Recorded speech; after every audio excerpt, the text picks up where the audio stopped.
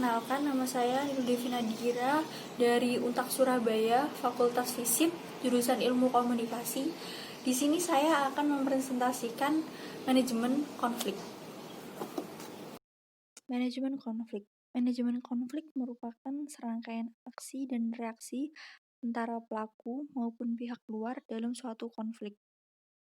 Manajemen konflik termasuk suatu pendekatan yang meninjau proses yang mengarahkan pada bentuk komunikasi, seperti contohnya saja termasuk tingkah laku dari pelaku maupun pihak luar.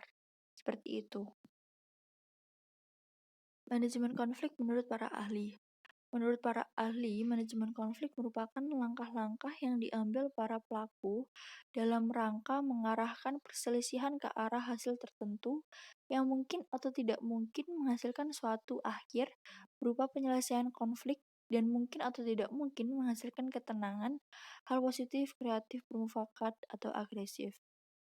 Mineri mendefinisikan manajemen konflik adalah suatu proses rasional yang sifatnya iteratif di mana proses tersebut menjadi secara terus-menerus mengalami penyempurnaan hingga tercapai model yang ideal dan representatif. Seperti itu. Proses manajemen konflik. Proses manajemen konflik perencanaan merupakan bagian yang rasional dan bersifat iteratif, yang artinya bahwa pendekatan model manajemen konflik perencanaan secara terus-menerus mengalami penyempurnaan sampai mencapai model yang ideal. Perencanaan manajemen konflik. Perencanaan meliputi beberapa langkah, yaitu penerima terhadap keberadaan konflik, klarifikasi karakteristik dan struktur konflik, evaluasi konflik, menentukan aksi yang dipersyaratkan untuk mengelola konflik, serta menentukan peran perencanaan sebagai pihak ketiga dalam mengelola konflik. Ya, seperti itu penjelasan perencanaan manajemen konflik. Selanjutnya, ada 6 penyebab teori konflik. Teori pertama adalah kebutuhan manusia, teori identitas, teori hubungan masyarakat, teori kesalahpahaman antar budaya, teori transformasi konflik, dan yang terakhir adalah teori negosiasi prinsip. Penjelasan teori manajemen konflik. Teori pertama yaitu kebutuhan manusia.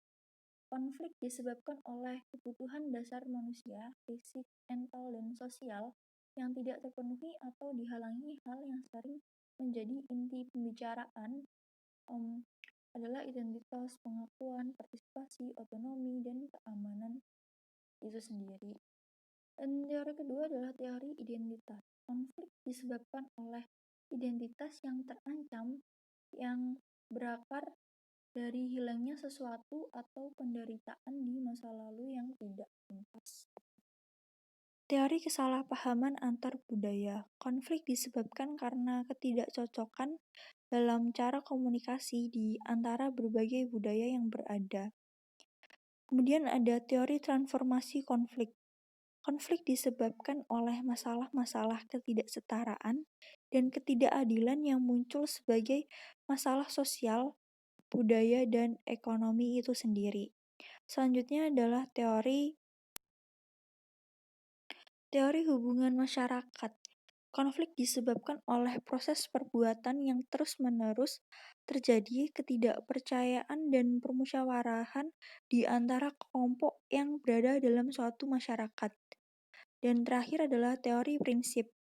Konflik disebabkan oleh posisi-posisi yang tidak selaras dan perbedaan perspektif tentang konflik oleh pihak-pihak yang berkonflik.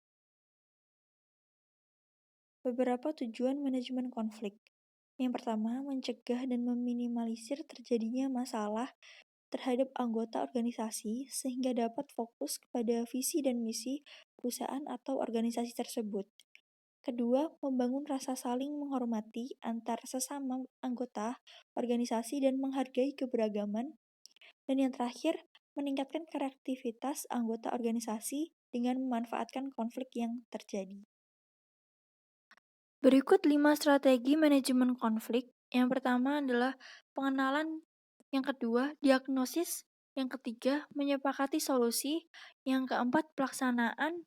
Dan yang terakhir adalah evaluasi. Di sini saya akan menjelaskan 5 strategi manajemen konflik. Penjelasan teori manajemen konflik. Teori pertama yakni kebutuhan manusia. Konflik disebabkan oleh kebutuhan dasar manusia seperti fisik, mental, dan sosial yang tidak terpenuhi atau dihalangi. Hal yang sering menjadi inti pembicaraan adalah identitas, pengakuan, partisipasi, otonomi, dan keamanan. Teori identitas, konflik disebabkan oleh identitas yang terancam yang berakar dari hilangnya sesuatu atau penderitaan. Teori kesalahpahaman antar budaya. Konflik disebabkan karena ketidakcocokan dalam cara-cara komunikasi di antara berbagai budaya yang berbeda. Kemudian teori berikutnya, teori transformasi konflik. Konflik disebabkan oleh masalah-masalah ketidaksetaraan dan ketidakadilan yang muncul sebagai masalah sosial, budaya, dan ekonomi. Kemudian teori hubungan masyarakat. Konflik disebabkan oleh proses perbuatan yang terus terjadi, ketidakpercayaan dan permusuhan di antara kelompok yang berbeda dalam suatu masyarakat. Kemudian teori negosiasi prinsip. Konflik disebabkan oleh posisi-posisi yang tidak selaras dan perbedaan perspektif tentang konflik oleh pihak-pihak yang berkonflik. Seperti itu. Kemudian ada manfaat manajemen konflik di perusahaan.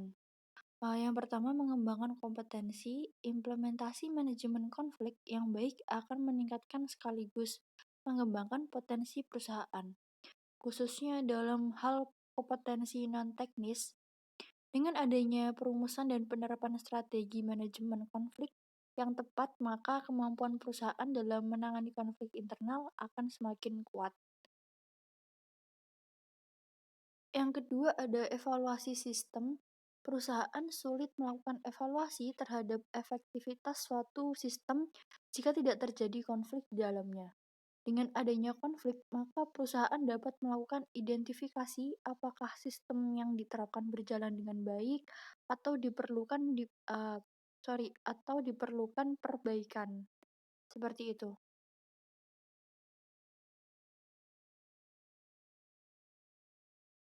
Selanjutnya ada tipe manajemen konflik yang harus kamu ketahui. Pertama adalah accommodating. Accommodating merupakan usaha yang dilakukan dengan cara mengumpulkan berbagai pendapat pihak yang terlibat konflik. Nantinya akan digunakan untuk musyawarah atau menyelesaikan konflik tersebut. Namun tetap mementingkan kepentingan dari salah satu pihak. Hal ini dapat merugikan salah satu pihak yang berkonflik. Kemudian ada avoiding. Avoiding adalah sebuah upaya untuk menghindari sebuah konflik agar tidak terlibat di dalamnya.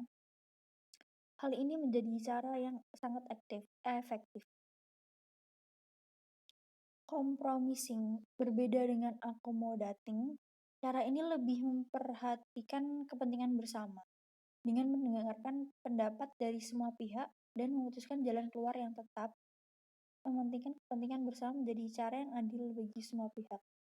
Cara ini akan memberikan solusi bagi yang semua pihak. Ada 4 bentuk kompromi, yaitu seperti atrasi, menyokok, dan mengambil keputusan secara kebetulan.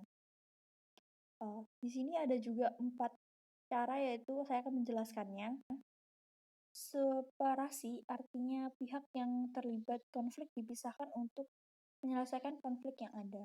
Dan yang kedua ada atrasi, artinya pihak yang berkonflik setuju dengan keputusan yang diambil pihak ketiga atau penengah. Yang ketiga, mengambil keputusan berdasarkan faktor kebetulan. Dengan cara ini bisa dilakukan dengan hal-hal yang sederhana tapi tetap berpegang pada aturan yang berlaku. Dan yang terakhir adalah menyogok, merupakan memberi imbalan untuk pihak yang mengambil keputusan dan dengan tujuan pihak dapat dimenangkan dalam konflik tersebut. Hal ini mungkin curang, tapi bergantung pihak masing-masing sebenarnya. Begitu. Ya, selanjutnya adalah collaborating. Collaborating merupakan cara menyelesaikan konflik Dengan bekerja sama yang menghasilkan memuaskan semua pihak akan bekerja sama untuk menyelesaikan masalah tersebut dan tetap memperhatikan kepentingan bersama. Sedangkan competing adalah cara yang digunakan dengan mengarahkan pihak yang terlibat konflik bersaing dan memenangkan kepentingan masing-masing pihak. Cara ini pasti tidak akan memberikan solusi bagi kedua belah pihak dan yang pasti ada kalah dan ada yang menang. Itu pasti. Selanjutnya yang terakhir ada conglomeration. Conglomeration merupakan kombinasi atau campuran menyelesaikan konflik dengan cara menggabungkan 5 tipe di atas tadi. Tentunya cara ini akan lebih memakan banyak waktu dan tenaga sih. Sekian dari presentasi manajemen konflik dari saya. Terima kasih sudah menonton.